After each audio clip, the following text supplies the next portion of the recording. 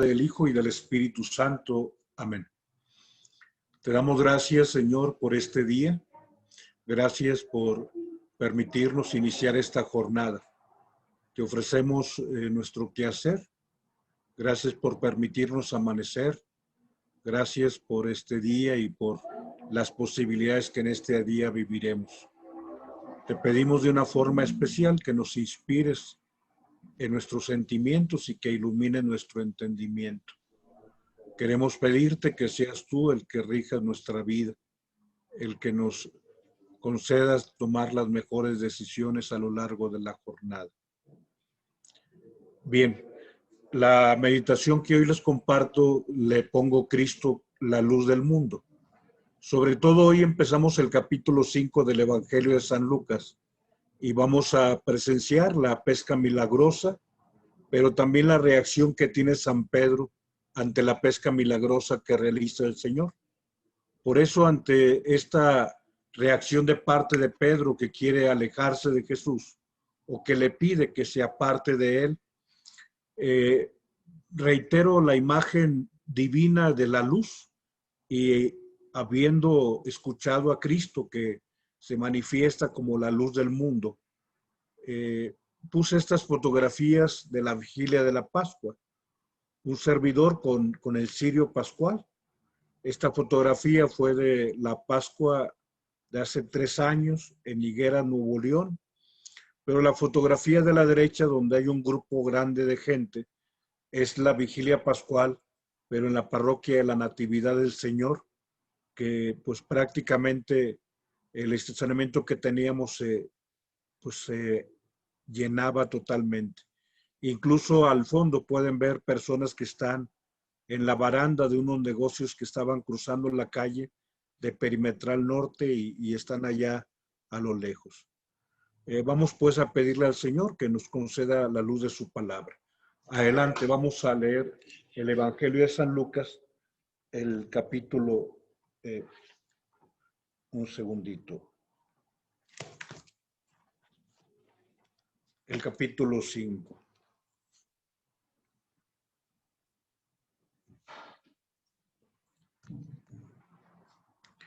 Que el Señor esté con ustedes. Proclamación del Santo Evangelio según San Lucas. En aquel tiempo la gente se agolpaba alrededor de Jesús para oír la palabra de Dios. Estando él a orillas del lago de Genesaret, vio 2 barcas que estaban junto a la orilla. Los pescadores habían desembarcado y estaban lavando las redes. Subió a una de las barcas, la de Simón, y le pidió que la apartara un poco de tierra. Desde la barca, sentado, enseñaba a la gente. Cuando acabó de hablar, dijo a Pedro: rema mar adentro y echad las redes para pescar. Simón contestó: Maestro, nos hemos pasado la noche bregando y no hemos cogido nada, pero por tu palabra echaré las redes. Y puestos a la obra, pescaron tan cantidad de peces que reventaba la red. Hicieron señas a los pescadores de la otra barca para que vinieran a echarles una mano. Se acercaron ellos y llenaron las 2 barcas que casi se hundían. Al ver esto, Simón Pedro se arrojó a los pies de Jesús diciendo: apártate de mí, Señor, que soy un pecador. Y es que el asombro se había apoderado de él y de los que estaban con él, al ver la cantidad de peces que habían cogido. Y lo mismo les pasaba a Santiago y Juan, hijos de Zebedeo, que eran compañeros de Simón. Jesús dijo a Simón: no temas, desde ahora serás pescador de hombres. Ellos sacaron las barcas a tierra y dejándolo todo, los siguieron. Palabra del Señor. Gloria a ti, Señor Jesús. Hoy quiero dirigir la mirada hacia la reacción de San Pedro. Pedro está presenciando algo que simple y llanamente le deja sin comprender totalmente lo que está presenciando. Se siente desbordado. De pronto percibe algo que no estaba presupuestado en su pensamiento. Adelante, vamos a hablar de esta mañana de Pedro, que cambia el mañana del pescador. ¿Qué es lo que sucedió aquella mañana en aquella riviera del lago de Genesaret? La pesca milagrosa, sí, pero esto que ha sucedido ha impactado tremendamente a un pescador, alguien que tiene toda la vida en torno a esa ribera del lago de Genesaret, alguien que con su papá desde niño y Andrés su hermano sabían de lo que significaba lanzar la red, lo que significaba recibir el producto del esfuerzo. Pero aquella mañana acontece algo tremendo. Está impactado, está sin generar pensamientos claros, aquel que de pronto ve agolparse tantas cosas en su mente. Lo que sí acontece es que Pedro inmediatamente genera en su interior un sentimiento de respeto y empieza a generarse la admiración y sobre todo ante el respeto y la admiración de quien está frente a él, aquel que ha venido a su vida, aquel que está ahí mirándole y a quien él contempla. Pedro se convierte en alguien que percibe su propia indignidad. Y así debería ser también nuestra reacción. Digamos tú y yo también de pronto ante el Dios grande, el Dios que hace cosas maravillosas, lo que dice María, porque el poderoso ha hecho obras grandes en mí, o sea, ante el Dios magnificente, ante un Dios misericordioso y bondadoso. La reacción de Pedro es la que hemos escuchado en este versículo 8 del capítulo 5 de San Lucas. Apártate de mí, Señor, que soy un pecador. Efectivamente, de pronto Pedro sabe que está ante él aquel que todo lo puede y aquel que trasciende totalmente la vida de cualquier ser humano. Pedro siente que no puede soportar esa mirada divina. El pecador no puede soportar la mirada de Dios y entonces Pedro cae rostro en tierra y se oculta detrás del objeto, como Moisés detrás de la roca. O sea, Pedro quizá pone sus manos para no contemplar a quien está frente a él. Y Pedro, bueno, adelante va a experimentar el querer huir, pero Pedro va a entender adelante que huir de Dios significará huir a Dios. ¿A dónde puede escapar una criatura de la presencia de su creador? San Agustín, fíjate, tiene esa expresión de esas que de pronto nos generan una serie de discursos, de pensamientos, de discernimientos, porque San Agustín ha llegado a una comprensión muy simple. La mejor forma de huir de Dios es huir a Dios. Si parece un juego de palabras, pero no sé, por tratar de ejemplificar, no sé, imagina que esta mano es Rogelio e indignamente yo soy el Señor. O sea, yo que estoy aquí frente al Señor, o lo voy a hacer de la manera más plástica. O sea, yo estoy aquí y eres el Señor. Entonces, la mejor forma de huir de la mirada de Él es abandonarme a Él. O sea, huir a Él. Abandonarme en sus manos. Es la mejor forma de huir de Dios. O sea, porque la mirada, o sea, ¿cómo puedo evitar tus ojos estando en tus manos? Sí, estando en sus brazos. Eso es lo que acontece. Por eso el obispo de Hipona, San Agustín, hablaba de esa propia experiencia. Cristo es ese Dios al que un pecador puede acogerse, el Altísimo que desciende hacia nosotros y el Señor con esa palabra llena de paz y que conforta le dice a Pedro, no temas. Es como el Señor le dice al pecador. Cristo es ese Dios que ha bajado al mundo y pide ser hospedado por el hombre en su corazón.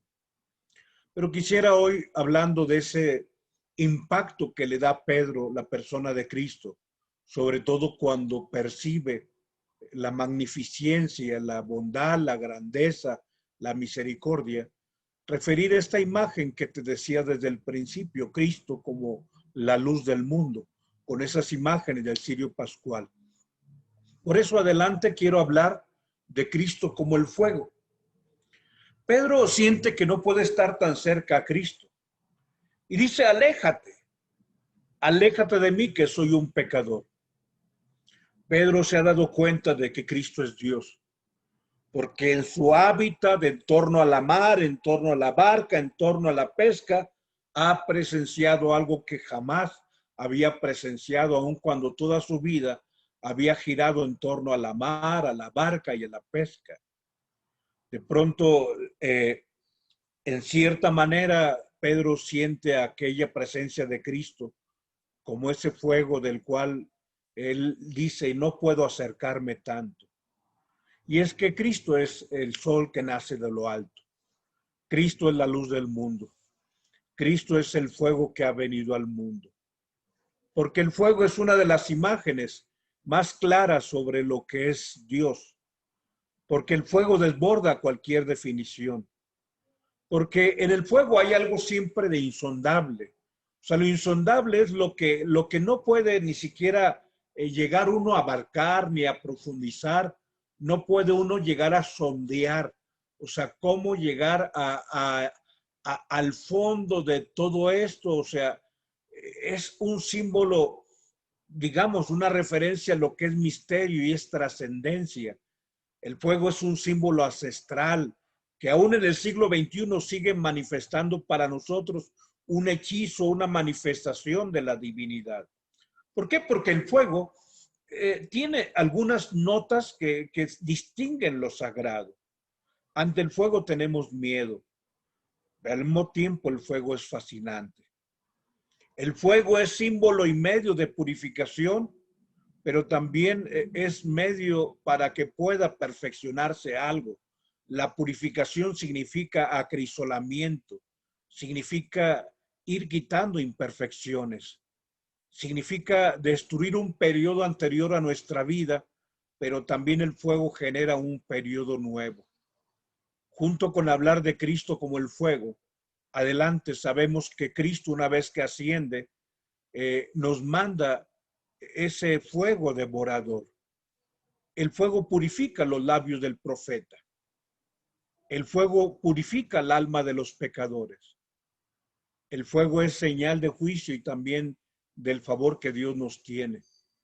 Acuérdate que Dios habla desde el fuego y Dios aparece rodeado de fuego. Un río de fuego desciende desde el trono de Dios. Cristo ya había dicho, te decía en Lucas 12:49, he venido a traer fuego a la tierra y como deseo que ya esté ardiendo. Reconocemos en Cristo el fuego. Dice la carta a los Hebreos que nuestro Dios es un fuego devorador.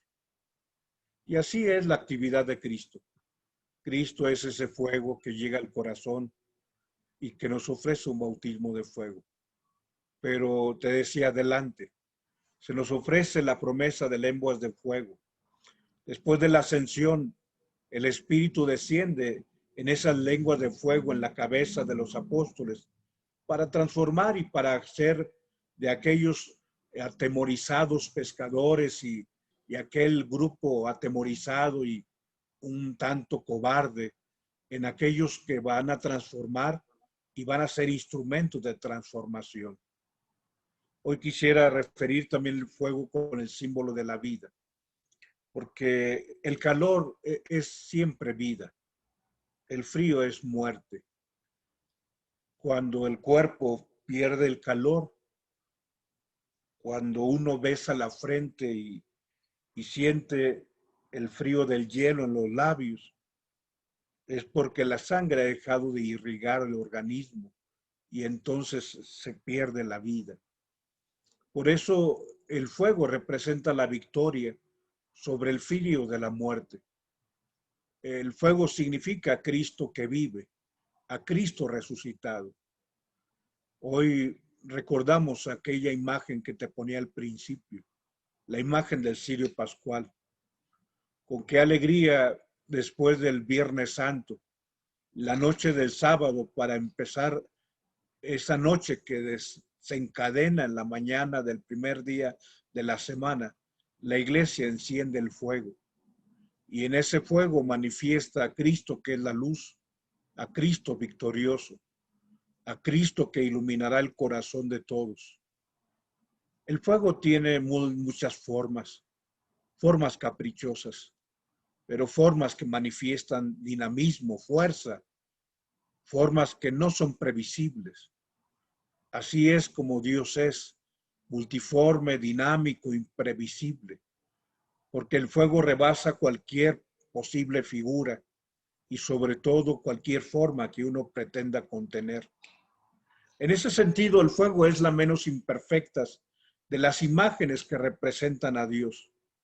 Y también el fuego es perenne, representa la zarza que no se apaga, aquello que Moisés ve como un extraño fenómeno, una zarza que está incendiada, pero que no se consume.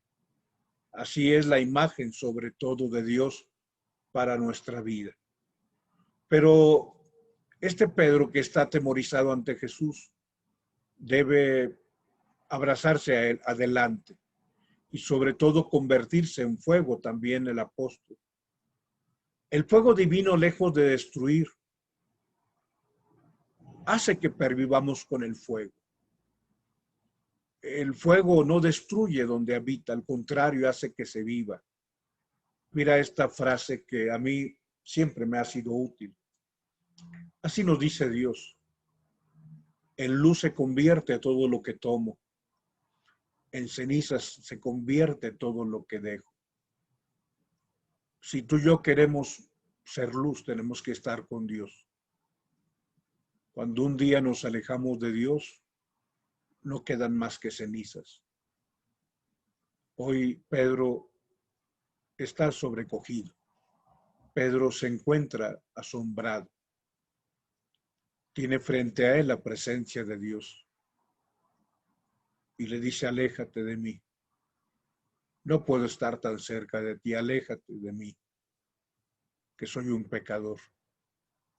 Y el Señor le dice: no temas. Hoy podemos asociar el fuego divino, el sol que es Cristo, y sobre todo con aquello que el cristiano, cuando se abandona en los brazos de Cristo, puede vivir. Y entonces a los santos la iglesia les coloca una aureola en la parte de atrás de su cabeza, sobre todo para decir que esas personas han sido iluminadas por Cristo, aquel que es la luz. Hoy Pedro, a quien contempla a Cristo, sabe que quiere estar cercano a Él, sabe que quiere estar con Él, pero le suplica: apártate de mí, Señor, soy un pecador. Hoy pidamos a Dios que nos permita ser luz y que a lo largo de esta jornada nos permita abandonarnos en sus manos. Que el Señor nos bendiga, nos guarde de todo mal y nos lleve a la vida eterna. Así sea.